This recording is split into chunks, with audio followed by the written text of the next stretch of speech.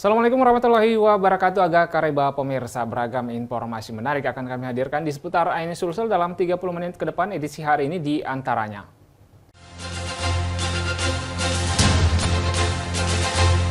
Sebuah mobil terbakar di halaman rumah warga.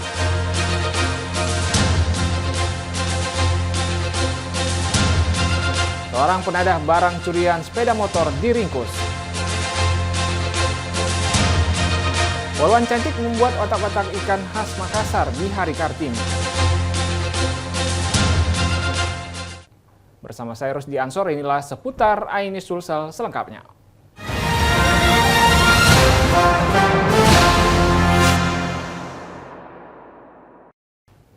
Pemirsa, sebuah mobil terbakar di halaman rumah warga di Kota Parepare, Sulawesi Selatan. Diduga kebakaran disebabkan hubungan arus pendek listrik dari mesin mobil.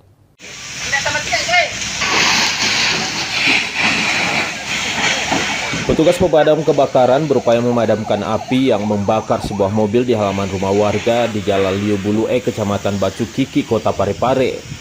Mobil jenis Nissan Sentra buatan tahun 1991 ini terbakar hebat sesaat pemiliknya melakukan perbaikan mobil karena telah lama tidak digunakan. Awalnya api muncul dari kap mobil dan terus membesar karena warga tidak berupaya memadamkan api karena takut terjadi ledakan. Beruntung petugas damkar dengan cepat di lokasi dan langsung berupaya memadamkan api. Diduga kebakaran disebabkan hubungan arus pendek listrik dari mesin mobil. Sementara itu kira-kira apa penyebabnya itu, Pak? Adanya arus pendek. Arus pendek, Pak. Itu berapa personel yang diterjunkan itu, Pak? Itu karena ada 15 personil. Apinya cukup besar ya, Pak? Ya, cukup besar karena seluruh isi mobil dan badan mobil terbakar. Tidak ada korban jiwa dalam kejadian ini, namun kerugian ditaksir mencapai 50 juta rupiah. Dari Parepare, Erwin Eka Pratama, iNews melaporkan. Diduga korsleting listrik belasan rumah warga semi-permanen yang berada di pemukiman padat penduduk di Jalan Abdul Qadir, Kota Makassar ludes dilalap api. Kerugian ditaksir mencapai ratusan juta rupiah serta puluhan kepala keluarga harus diungsikan sementara.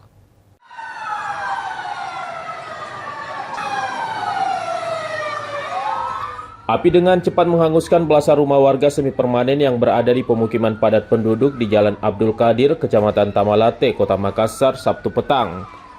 Kencangnya hembusan angin ditambah banyaknya material bangunan yang terbuat dari kayu membuat api dengan cepat membesar dan menghanguskan bagian atap rumah serta sebagian isinya.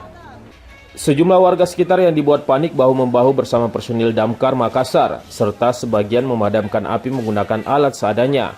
Api baru dapat dipadamkan 30 menit kemudian setelah puluhan mobil pemadam kebakaran dikerahkan ke lokasi. Dari keterangan warga sekitar, awalnya kobaran api muncul dari salah satu atap rumah warga yang ditinggal pergi pemiliknya. Awalnya warga mendengar suara ledakan, kemudian disusul kobaran api yang langsung membesar dan menjalar ke rumah-rumah warga. Tidak ada korban jiwa dalam peristiwa ini, namun kerugian ditaksir mencapai ratusan juta rupiah. Sementara puluhan kepala keluarga harus diungsikan sementara, masih memperbaiki kembali atap rumah yang ludes dilalap api. Alhamdulillah dengan dibantu dengan warga ya membuka akses untuk bekerja dengan waktu kurang lebih setengah jam kita mampu untuk menguasai dan masuk dalam proses pendinginan. Yang 15 kemudian tuntas dalam proses pendinginan yang sekarang ini tuntas dalam pekerjaan. Untuk data kejadian kebakaran jumlah rumah itu diperkirakan ya karena kita masih mendata itu 15 atap rumah. Belakang itu hanya korsleting listrik merambat dari saluran depan. Rumah kosong memang atau? Ada yang tinggali karena kebetulan yang punya rumah lagi ke rumah sakit. Oh, lagi keluar. Iya, lagi keluar. Atas nama siapa itu yang punya rumah? Erlija, Arman. Oh, dari situ awalnya api. Awalnya. Dari Makassar, Luspina iNews melaporkan. Seorang penadah barang curian sepeda motor diringkus polisi gabungan di Kampung Balanja, Kecamatan Bangkala, Kabupaten Jeneponto, saat tengah tertidur lelap di rumahnya. Pelaku diringkus disertai barang bukti sepeda motor yang diduga hasil kejahatan. Tim gabungan Jatras Polrestabes Makassar, Resmo Polres Maros, dan Takalar berhasil meringkus pelaku penadaan barang curian disertai barang bukti sepeda motor di kediaman pelaku di Kampung Balanja, Kecamatan Bangkala, Kabupaten Jeneponto. Pelaku diamankan di rumahnya saat tengah tertidur lelap hingga pemeriksaan mendalam mengarah ke sejumlah rumah yang berada di Kabupaten Jeneponto. 4 sepeda motor disita di sejumlah lokasi di Kabupaten Jeneponto. Hal ini disita sebagai barang bukti. Sebelumnya kepolisian mengamankan kawanan pelaku yang nyaris tewas dihakimi warga usai ketahuan beraksi mencuri sepeda motor di pekarangan toko pakaian di Kabupaten Maros. Hingga pengembangan lanjutan, turut berhasil mengamankan sindikat lainnya yang tengah bersembunyi di kota Makassar berperan sebagai joki curanmor. Sepeda motor yang berhasil digasak di kota Makassar dijual dengan harga yang murah, mulai 2 juta hingga 5 juta rupiah. Barang bukti curian digadaikan ke sejumlah warga. Pelaku yang diamankan adalah pelaku penadah yang hasil interogasi dari pelaku curanmor yang kita amankan di wilayah kota Makassar. Ini Pak, ada berapa banyak kendaraan yang diamankan Pak? Jadi setelah kita kembangkan tadi, kita berhasil mengamankan 4 unit sepeda motor. Atas perbuatannya sindikat curanmor yang pelakunya telah berulang kali beraksi bahkan pernah menjalani hukuman penjara, kini harus berurusan kembali dengan pihak kepolisian. Terancam pidana penjara 5 tahun lamanya. Dari Makassar, Syahrul Adiaksa, iNews melaporkan. Viral aksi pencurian kotak amal kembali terjadi di kota Makassar. Pelaku berhasil menguras 5 kotak amal yang berisikan uang sekitar 10 juta rupiah. Aparat kepolisian yang mendatangi TKP langsung mengumpulkan keterangan dan mengamankan rekaman CCTV. Inilah rekaman pencuri 3 unit kotak amal yang terjadi di Masjid Al-Haq yang terletak di Kompleks BTNCP Dewi, Kecamatan Panakukang. Peristiwa ini kembali mengingatkan pentingnya sistem pengawasan keamanan yang lebih baik khususnya di tempat-tempat ibadah. Pencurian yang terjadi antara waktu sholat zuhur dan asar ini terekam jelas oleh kamera pengawas CCTV yang terpasang di dalam masjid. Rekaman tersebut kemudian beredar luas di grup percakapan WhatsApp dan sejumlah media sosial. Dalam rekaman CCTV, pelaku mengambil isi 5 kotak amal masjid. Dalam rekaman video, tampak seorang pria mengenakan jaket masuk ke area dalam masjid, lalu ia terlihat santai dan tidak tergesa-gesa, menunjukkan seolah sudah terbiasa atau mengetahui kondisi di sekitar lokasi. Pria tersebut sempat mondar-mandir sebelum akhirnya memastikan situasi benar-benar sepi. Setelah itu, ia mulai membuka satu persatu kotak amal yang berada di dalam masjid. Sebanyak 5 kotak amal menjadi sasaran pencurian. Uang di dalam kotak langsung dimasukkan ke dalam jaket yang dikenakan pelaku. Kemudian ia duduk sebentar di dekat pintu sebelum meninggalkan masjid. Meskipun aksinya cukup nekat dan berlangsung dalam waktu yang cukup lama, tidak ada satupun jamaah atau warga sekitar yang sempat memergoki pelaku saat beraksi.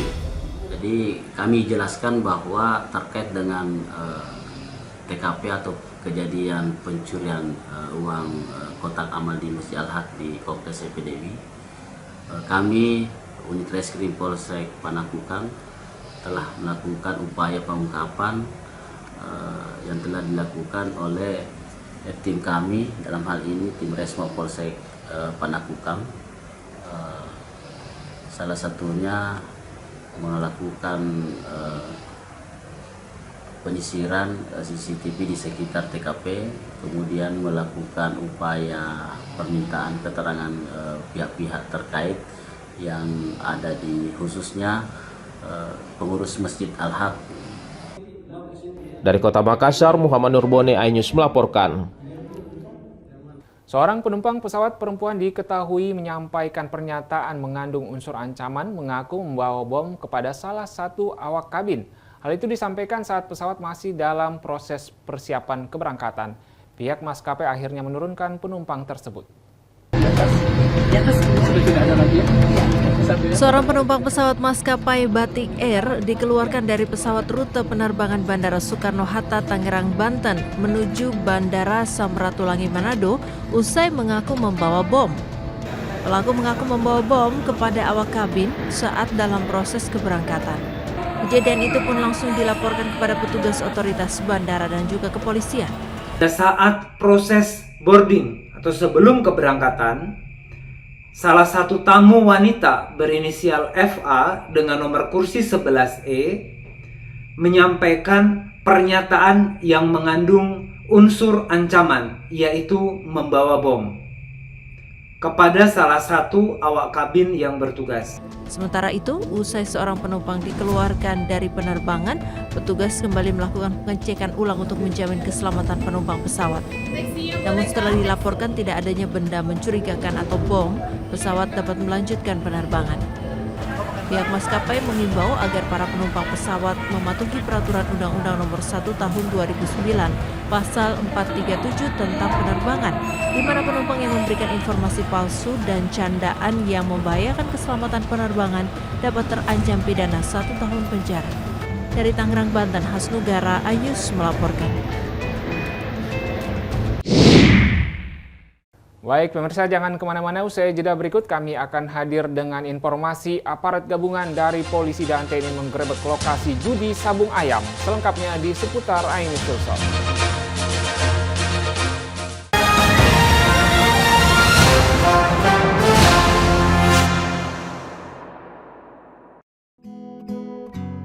Terkadang hidup terasa berat, tak mengerti akan hidup ini. Namun di balik semua cobaan, Tuhan masih pedulikanmu. Kuatlah hatimu hadapi masalah, tegarkan langkahmu hadapi semua. Terkadang hidup terasa berat, tak mengerti akan hidup ini. Namun di balik semua cobaan, Tuhan masih pedulikanmu. Kuatlah hatimu hadapi masalah, tegarkan langkahmu hadapi semua. Terkadang hidup terasa berat,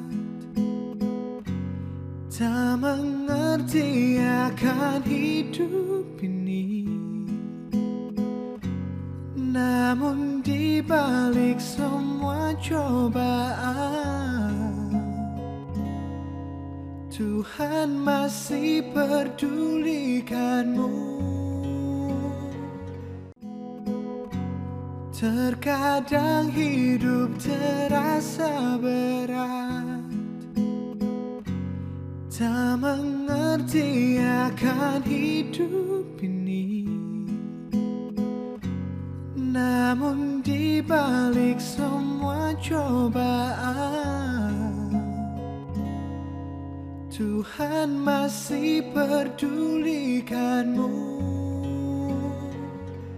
Kuatlah hatimu hadapi masalah, tegarkan langkahmu hadapi semua. Terkadang hidup terasa berat, tak mengerti akan hidup ini. Namun di balik semua cobaan, Tuhan masih pedulikanmu. Kuatlah hatimu hadapi masalah, tegarkan langkahmu hadapi semua. Terkadang hidup terasa berat, tak mengerti akan hidup ini. Namun di balik semua cobaan, Tuhan masih pedulikanmu.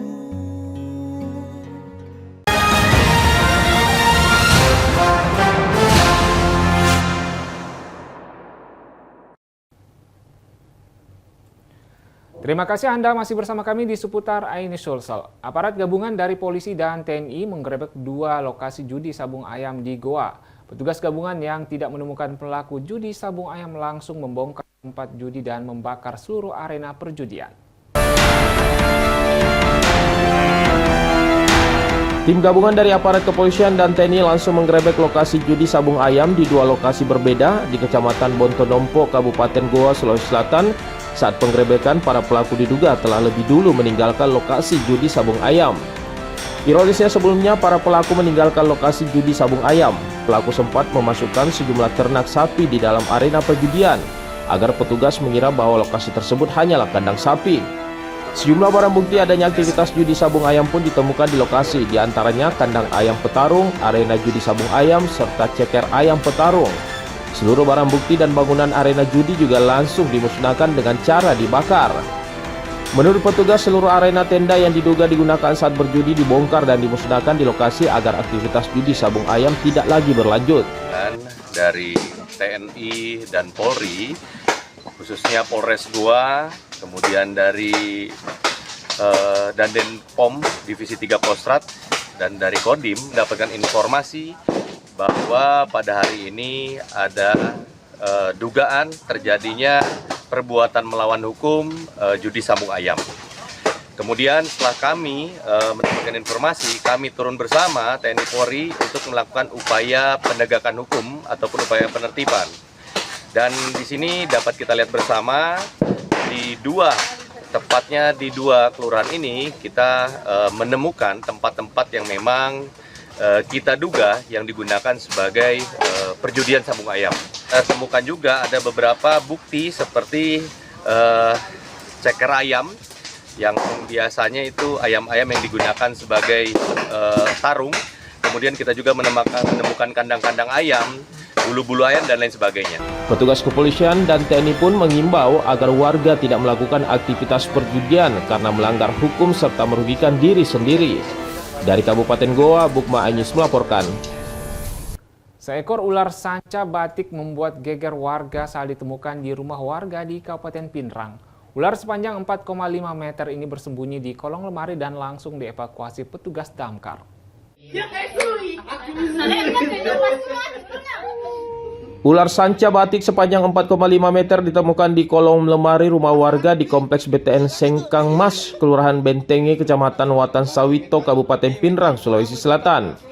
Reptil itu ditemukan melilit dan sempat membuat gempar pemilik rumah dan langsung melapor ke petugas damkar.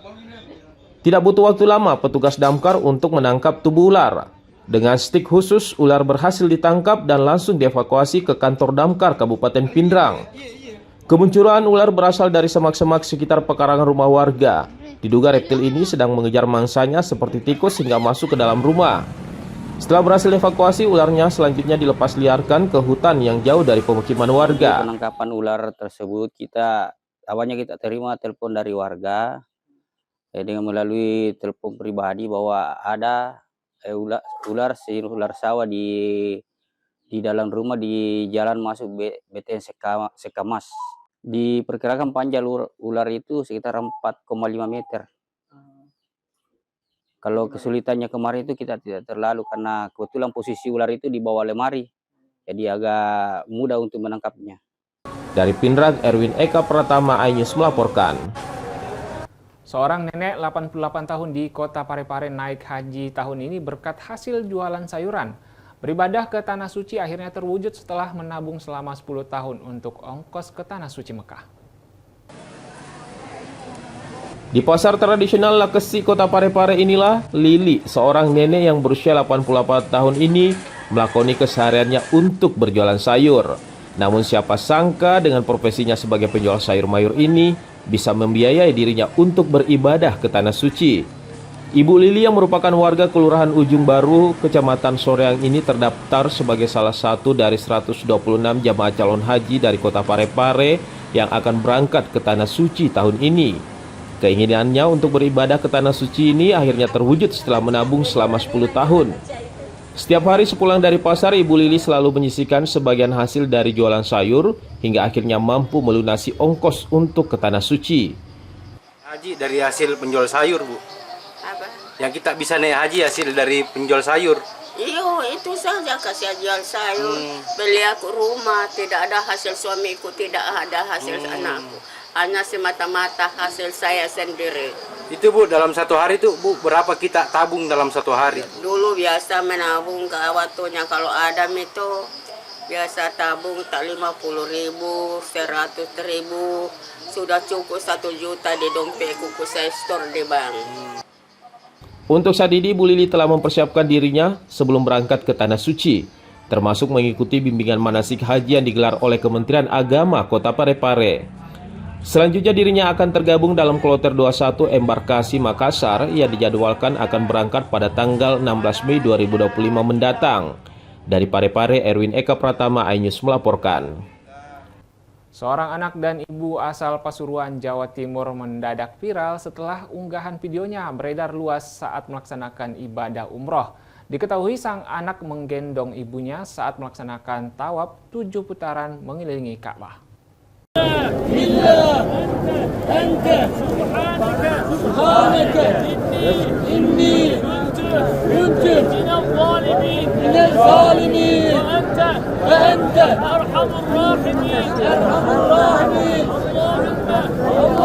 Di tengah lautan manusia berputar mengelilingi Ka'bah, seorang pria asal Pasuruan jadi sorotan. Pasalnya, pria tersebut tampak berjalan perlahan, menggendong sosok paling mulia dalam hidupnya, yaitu sang ibu. Momen haru ini pun tertangkap kamera jemaah dan menggugah hati jutaan netizen. Pria tersebut adalah Zainal Abidin, warga desa Tambak Rejo, Kecamatan Keraton, Kabupaten Pasuruan, Jawa Timur. Videonya viral usai ia menggendong ibunya Umi Hanik usia 80 tahun yang sangat ingin menjalankan tawaf di pelataran Ka'bah dan menyentuh sudut Yamani dan Multazam. Gendong ibunda saya itu salah satu bentuk ikhtiar saya dan nadar saya waktu sebelum pandemi COVID. Saya kan itu kan sakit, sempat akbar. Kalau bulannya nanti sembuh, saya akan berumroh dan untuk mengutarakan sujud syukur atas kesembuhan ibu saya. Terharu bisa memenuhi nadar dan paling setidaknya saya selaku anaknya, anak lelaki, kebanggaan nggak ada lagi untuk memuliakan dan memberikan sesuatu yang tidak ternilai untuk ibu saya. Saya yang senang sekali.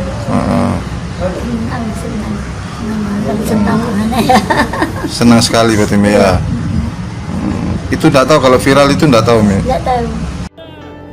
Saat ini, video dengan durasi 17 detik yang diunggah di akun sosial media telah dilihat lebih dari 1,9 juta orang dan mendapatkan banyak pujian setelah komentar positif dan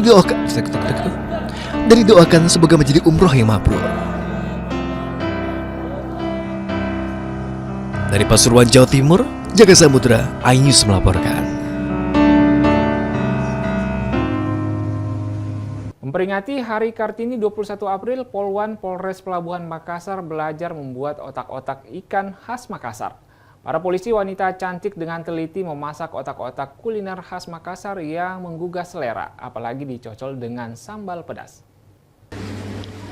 Bertempat di rumah Ibu Raodah, salah satu pelaku UMKM kuliner di Kecamatan Ujung Tanah, Kota Makassar, para polwan dari Polres Pelabuhan Makassar ini belajar langsung dalam proses pembuatan makanan tradisional otak-otak yang sudah diwariskan turun-temurun oleh masyarakat Sulawesi Selatan.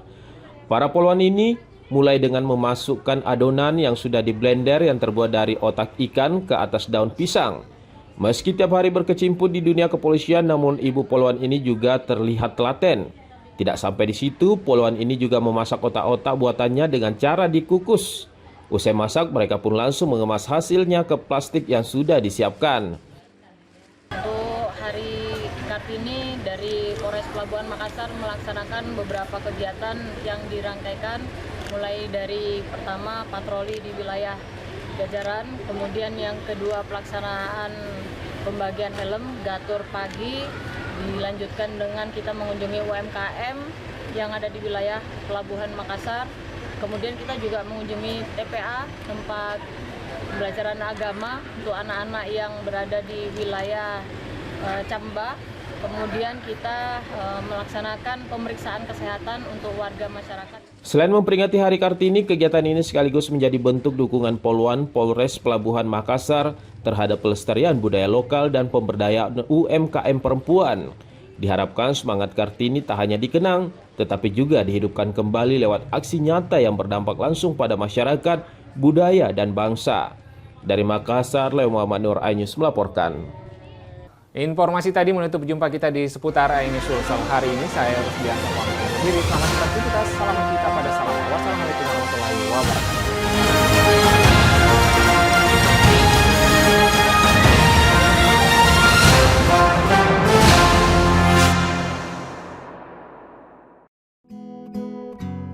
Terkadang hidup terasa berat, tak mengerti akan hidup ini. Namun di balik semua cobaan, Tuhan masih pedulikanmu. Kuatlah hatimu, hadapi masalah. Tegarkan langkahmu, hadapi semua. Terkadang hidup terasa berat, tak mengerti akan hidup ini. Namun di balik semua cobaan, Tuhan masih pedulikanmu. Kuatlah hatimu, hadapi masalah.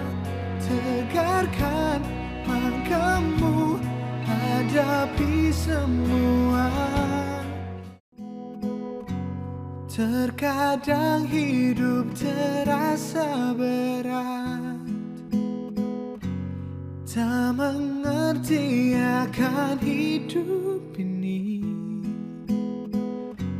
Namun di balik semua cobaan,